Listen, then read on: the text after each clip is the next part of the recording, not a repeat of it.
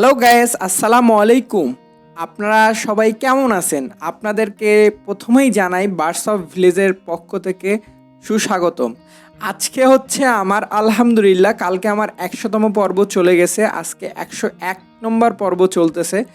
আমার সত্যি কথা বলতে আমার নিজেরও স্মরণ ছিল না যে কালকে ১০০তম পর্ব চলে গেছে। আমার ভিউয়ার এক দর্শক আমাকে বলল যে ভাইয়া আপনার আজকে ১০০তম পর্ব হয়ে যাচ্ছে।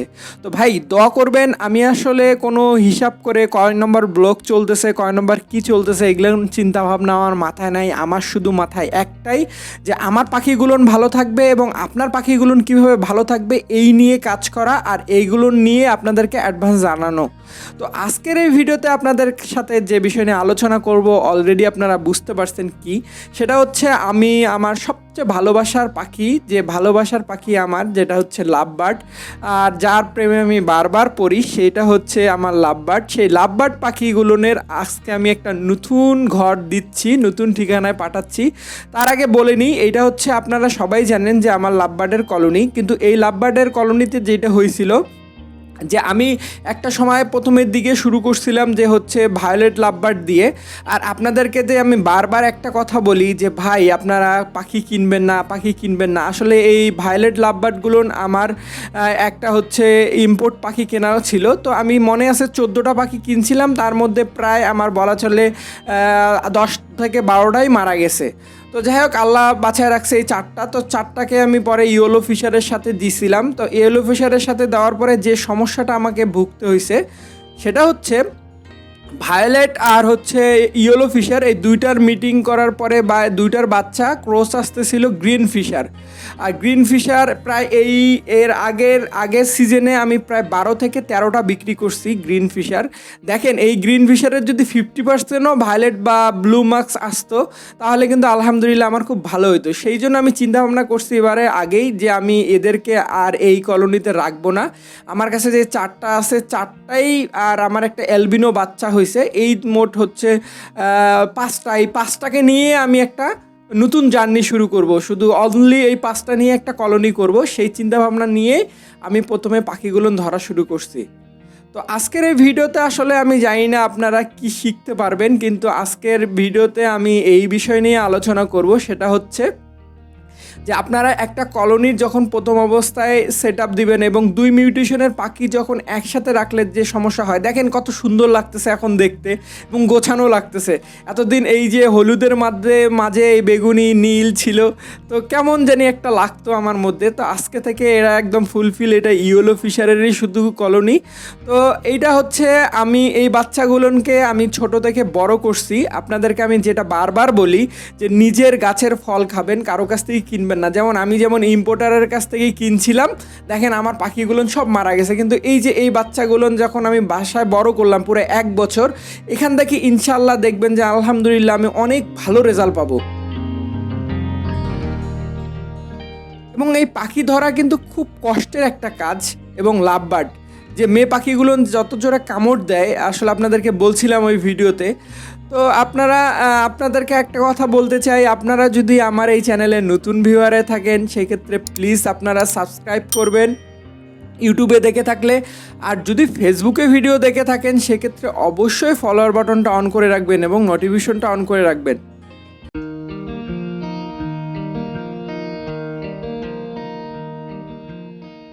লাভবার্ড এত দুষ্টু পাখি যে এরা কিন্তু দেখেন এক জায়গায় থাকতে যাচ্ছে না, এত একটু ছোট খাঁচায় সেটাই ধরতে পারতেছি না। তাই আমি বারবার বলি যে আমার ওই অস্ত্রটা খুব কাজের, যেটা দেখলে নেটটা দিয়ে যে ধরলাম। তো সবচেয়ে বড় কথা হচ্ছে আমি আজকে এইদেরকে কোথায় ছাড়বো আপনাদেরকে আর আগের ভিডিওতে বলছিলাম, সেটা হচ্ছে আমার যে আগের যে রঙিন কলোনিটা ছিল বাজিকরের, ওইটাতে আমি দুই ভাগে ভাগ করছি এবং 2 ভাগে ভাগ করে একদিকে থাকবে হচ্ছে ভায়োলেট ব্লু মার্কস আর আরেকদিকে হচ্ছে ইয়েলো ফিশারগুলান। তো আপনারা অবশ্যই দোয়া করবেন আমার পাখিগুলোর জন্য।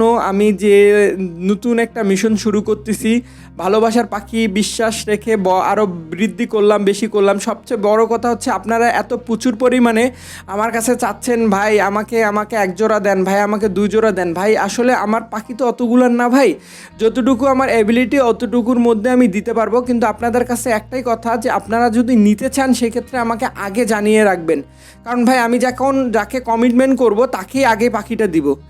যাই হোক, আমার এই কলোনিতে এখন যেটা করব, এর আগে একবার স্প্রে করছি, লাস্ট সময়ের মতন একবার করে আমি স্প্রে করে নিচ্ছি জীবাণুনাশক।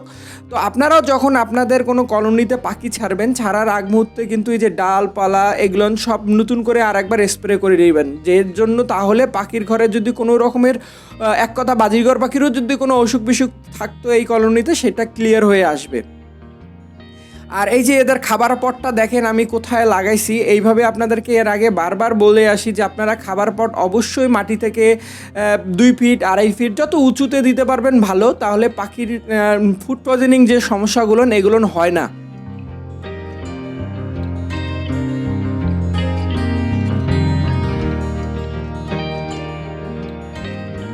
মোটামুটি আমার স্প্রে করা শেষের পথে, এবং স্প্রেটা কিন্তু ভাই আমি কোনো অংশে ফাঁকিবাজি করতেছি না। সব জায়গায় ফাঁকিবাজি করা যাবে, কিন্তু এই জায়গায় ফাঁকিবাজি করা যাবে না।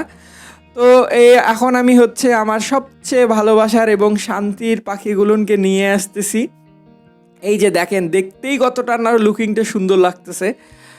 আমি ওদেরকে নিয়ে আসতেছি এবার এই কলোনিতে ছাড়বো। আর আজকে এই কাজগুলো সম্পূর্ণ আমি একাই করতেছি। আমার যে ছেলেটা ছিল ও নাই, তাই আমাকে একটু কষ্ট হচ্ছে সব কিছু বের করা, আবার আপনাদেরকে ভিডিওতে দেখানো। তো যাই হোক, এত কষ্ট করার পরেও সবচেয়ে সুখের মুমেন্ট আসবে একটু পরে, যেটা আমি এতক্ষণ থেকে কষ্ট করতেছিলাম। এগুলো হচ্ছে ইয়েলো ফিশার। এই কলোনিটাতে ইয়েলো ফিশার না, ওই পাশের যে কলোনির পার্টটা করছি ওইটাতে ইয়েলো ফিশার দিব।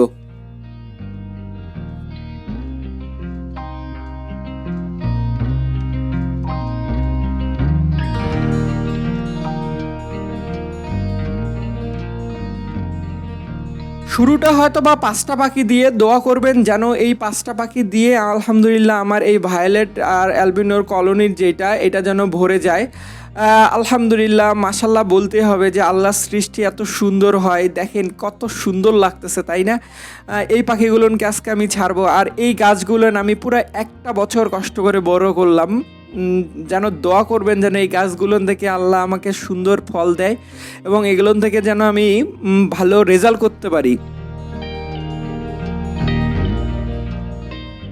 আসলে নিজের বাড়ির বাচ্চা যখন আপনি ছোট থেকে বড় করবেন, এইরকমই সুন্দর লুকিং আসবে, এরকম হেলথ আসবে, এবং আপনার পরিবেশের সাথে যখন মানায় উঠবে তখন এরকম হবে। আর এগুলো তো আমার আগেরই বাচ্চা ছিল।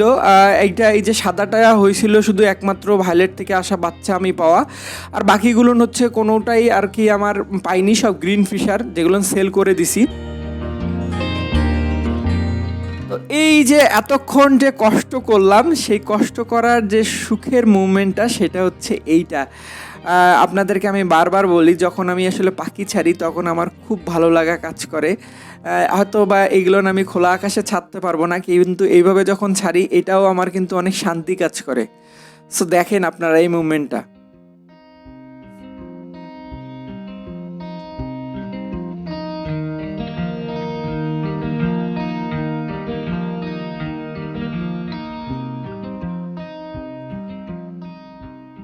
মাশাল্লাহ, এত আসলে এই সময়টা হচ্ছে আমার সবচেয়ে ভালো লাগা কাজ করে। দ্বিতীয় কথা হচ্ছে এরা একটু বড় জায়গা পাইছে, এতদিন দেখলেনই তো কত একটু ছোট স্পেসে রাখি দিছিলাম। তো মাশাল্লাহ এখন এরা বড় স্পেসে থাকবে, আরও উড়বে, বেশি উড়লে যত বেশি উড়বে অতটাই ইনশাল্লাহ এরা ভালো রেজাল্ট করবে এবং হেলদি থাকবে, হেলথটা স্লিম হয়ে আসবে। তো আপনাদেরকে যে জিনিসটা এখন বলবো সেটা হচ্ছে দোয়া করবেন ইনশাল্লাহ এরা 1 সপ্তাহের মধ্যে হয়তো বা অ্যাডজাস্ট হয়ে আসবে। এদের ব্রিডিং কোর্স করানো কমপ্লিট, তো 1 সপ্তাহের মধ্যে ইনশাল্লাহ এদেরকে আমি বক্স লাগাবো, আপনাদেরকে সেটাও শেয়ার করব। তো আপনারা অবশ্যই এদের জন্য দোয়া করবেন, আর আমার জন্য দোয়া করবেন। আর জানি না আমার ভিডিওটা আপনাদের কেমন লাগতেছে, যদি ভিডিওটা সত্যি একটু হলেও ভালো লেগে থাকে তাহলে নিজ দায়িত্বে যে কাজটুকু করলে আমি খুব অনুপ্রেরণা হই সেটাই করবেন। মাশাল্লাহ, এইটা হচ্ছে সবচেয়ে বেস্ট লুকিং, সেটা হচ্ছে দেখেন কত গর্জিয়াস লাগতেছে হচ্ছে আপনার। এই যে একসাথে এরা কিন্তু ঝাঁক বেঁধে থাকতে খুব ভালোবাসে, এই জন্যই তো এরা হচ্ছে ভালোবাসার পাখি। এখন আল্লাহ ভরসা, আসলে এখান থেকে কতটুকু রেজাল্ট পাবো আর আল্লাহ আমাকে কতটুকু রেজাল্ট দিবে।